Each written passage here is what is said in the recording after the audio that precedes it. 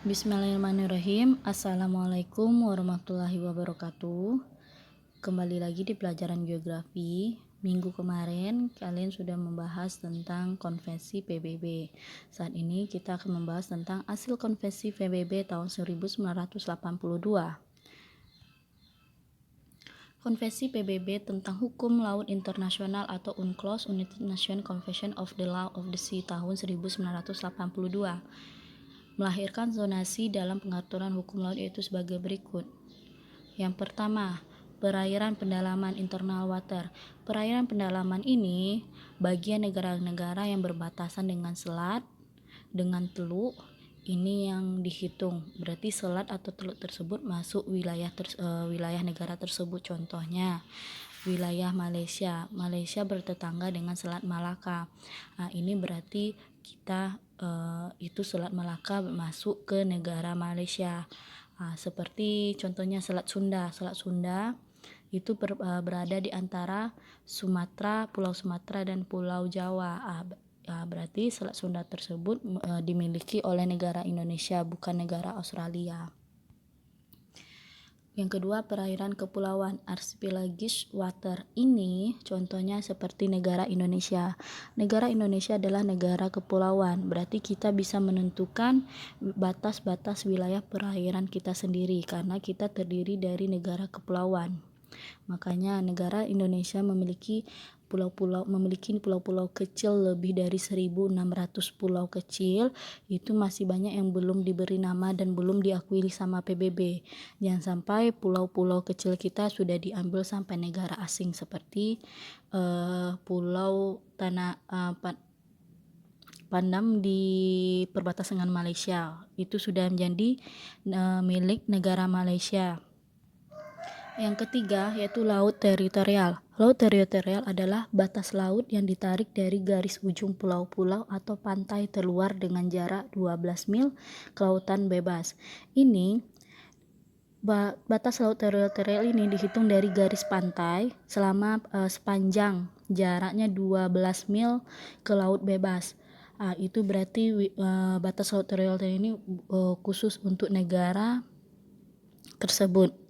Lebih dari 12 mil berarti itu masuk ke milik dunia atau milik urusan PBB. Boleh secara umum, boleh negara-negara melewati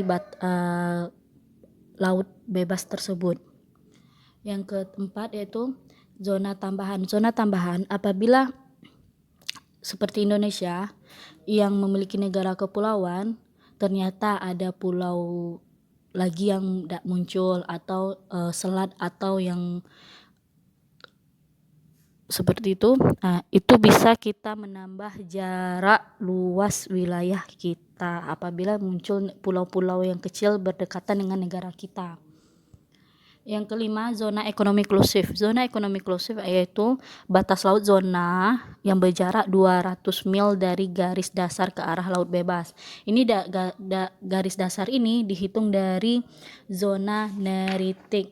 Zona neritik yaitu atau zona litoral, zona pasang surut pantai itu dihitung sampai 200 mil. Berarti laut tersebut milik Indonesia. Apabila kapal-kapal asing atau negara asing yang melewati dari mendekati 12 mil ke arah pantai Indonesia, maka itu menjadi melanggar hukum laut internasional.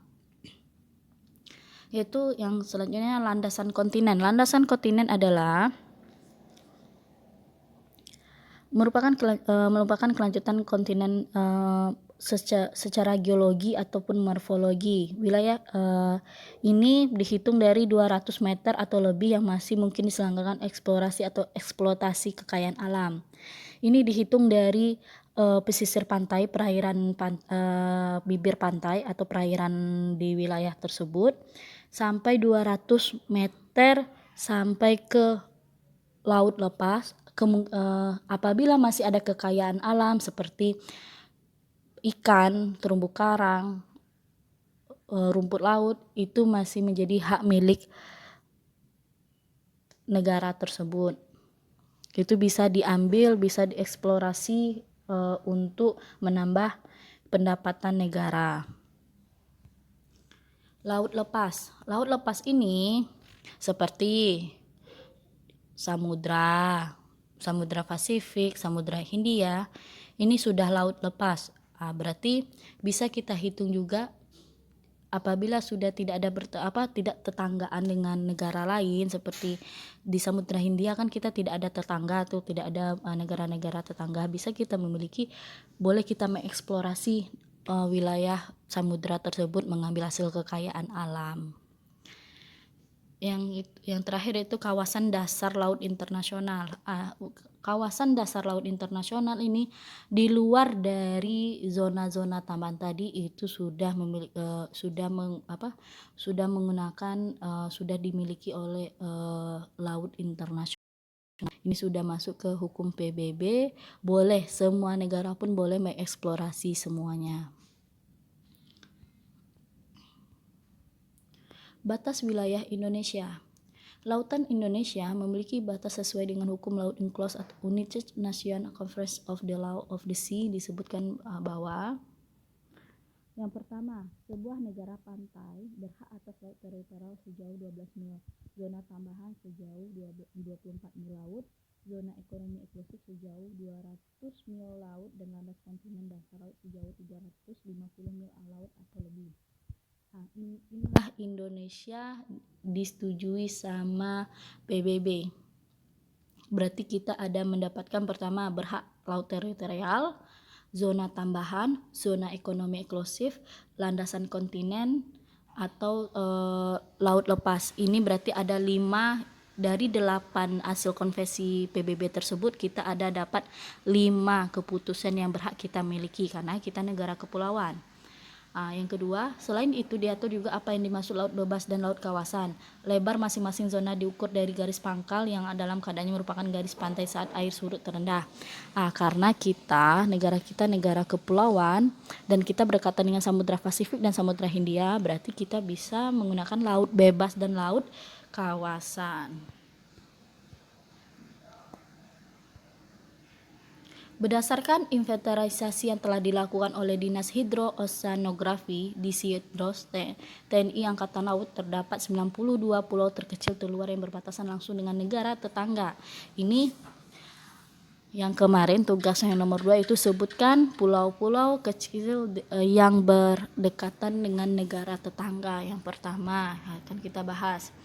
Pertama, yang berdekatan dengan negara India, yaitu Pulau Simelucut, Selaut Besar, Rawa, Rusa, Benggala, dan Rondo perbatasan dengan India.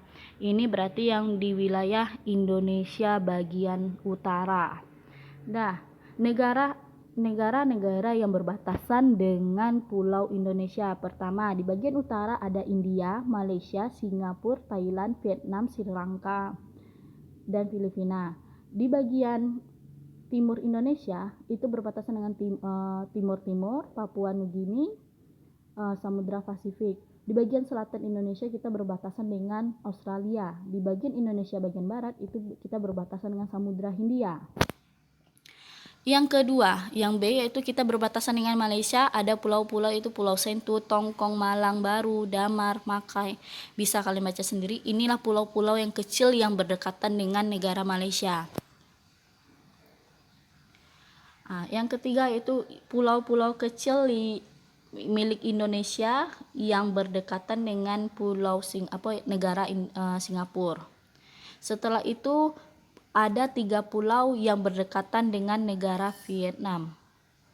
Setelah itu ada lebih dari 10 pulau kecil yang berdekatan dengan negara Filipina. Next. Selanjutnya ada pulau-pulau kecil lebih dari 15 pulau yang berdekatan dengan negara Australia. Setelah itu ada 6 pulau kecil milik Indonesia yang berdekatan dengan negara Timur Leste. Dan juga Pulau Bud, Pani, Finaldo, Bras, dan Niki berbatasan dengan Pulau Palau. Ini berdekatan dengan Timur Leste juga. Karena Pulau Bud ini berada di Bali.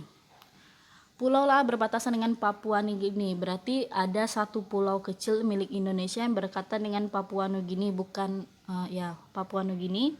Setelah itu ada pulau kecil juga yang berdekatan dengan Samudra Hindia. Samudra Hindia berada di bagian barat Indonesia, yaitu Pulau Sumatera.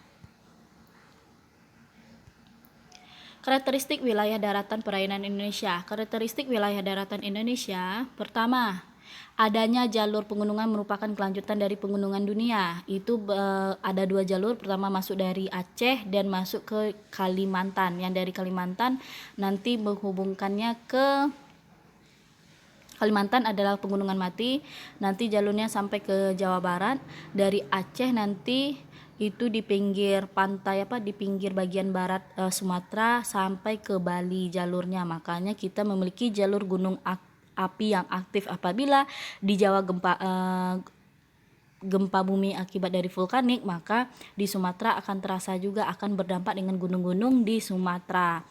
Dan juga ada yang kedua masuk ke jalur bagian Sulawesi. Nanti itu arah pegunungannya itu sampai ke Papua.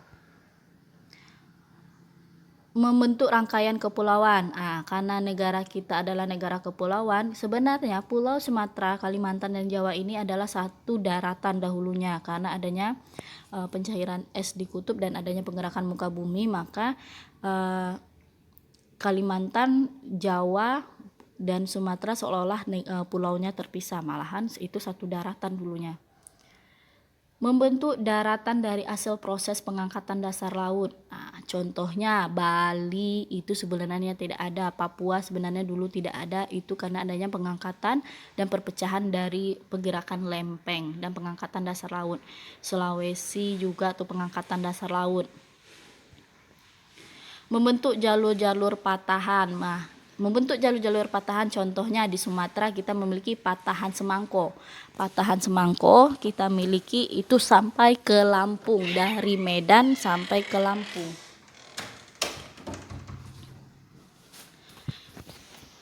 Ini itu zona tumbukan lempeng tektonik juga membentuk jalur gunung api aktif.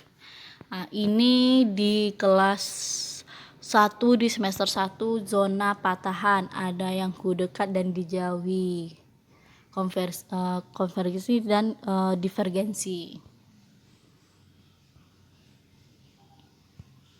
Karakteristik wilayah perairan Indonesia. Semua bentuk dasar laut terdapat di Indonesia, itu pertama daerah permukaan pelagik dan daerah dasar laut bentik secara horizontal dan secara vertikal. Ini kita akan membahas satu-satu. Pertama daerah permukaan pelagik.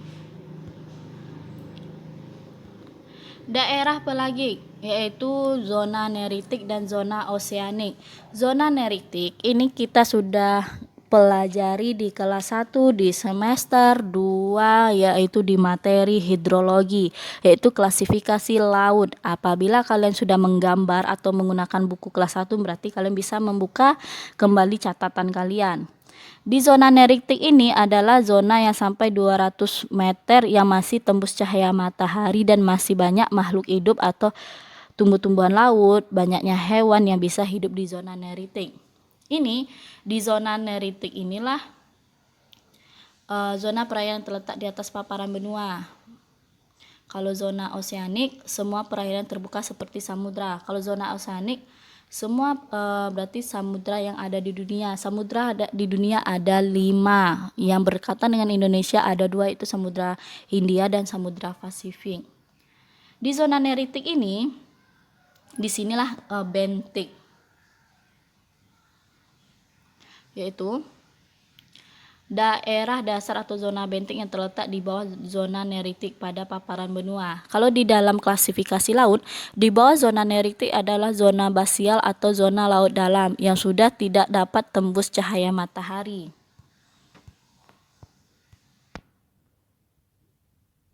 Zona paparan sublitoral merupakan habitat dari berbagai organisme seperti rumput laut, padang laut, dan terumbu karang. Daerah zona perairan yang terletak di atas paparan benua, yaitu ada yang keduanya daerah peralihan dari zona sublitoral dengan daratan.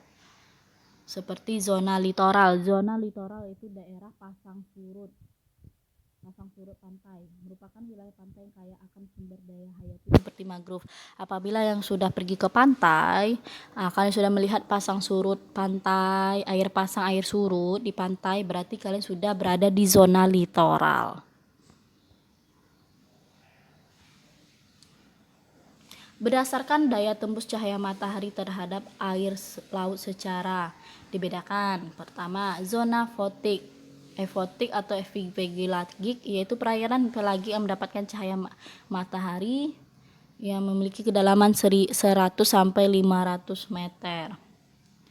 Yang kedua itu zona afotik, yaitu perairan pelagi yang tidak tembus cahaya matahari sehingga gelap. Ini kalau diklasifikasi laut itu sudah berada di zona basial dan zona abisal.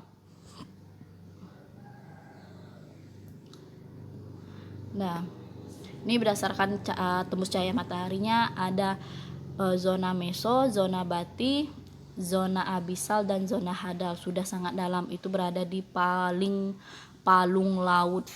Nah, itu sudah tidak ada hewan dan tidak ada tumbuhan lagi yang hidup di sana karena tidak tembus cahaya matahari. Perairan Indonesia berdasarkan topografi dasar laut. Selain paparan sep atau yang dangkal, terdapat bentukan dasar laut di perairan Indonesia. Ini sudah kalian pelajari: basin, palung, ris, simon, yaitu gunung api bawah laut, sudah kalian gambarkan juga.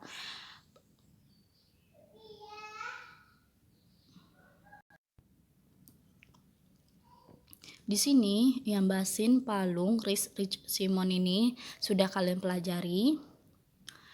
Perairan Indonesia berdasarkan topografi dasar laut, yaitu perairan laut dangkal, paparan, perairan laut dalam teluk, ada juga paparan Sunda, paparan Arafura dan Saul, Laut Banda, dan Laut Sulawesi. Ini akan kita pelajari minggu depan. Baik, terima kasih atas partisipasinya. Tetap semangat. Assalamualaikum warahmatullahi wabarakatuh.